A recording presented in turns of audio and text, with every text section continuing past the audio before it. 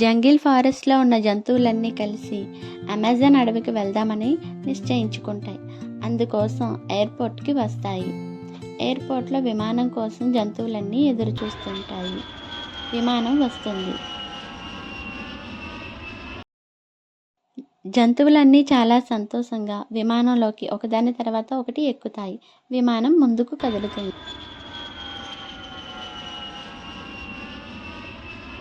చీకు చిలుక చాలా సంతోషంగా ఉంటుంది. చింటూ ఏనుగు మాత్రం భయపడుతూ సీట్ బెల్ట్ పెట్టుకుంటుంది.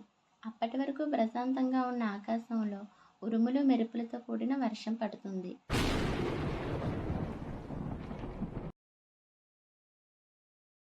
విమానం రెక్క మీద పిడుగు పడ్డం వల్ల విమానం రెక్క విరిగిపోయింది అని పైలట్ కో-పైలట్తో చెప్తారు. దీంతో జంతువులన్నీ చాలా భయపడిపోతాయి. కానీ పైలట్స్ ఇద్దరు చాలా తెలివిగా విమానాన్ని కిందికి సేఫ్గా ల్యాండ్ చేస్తారు.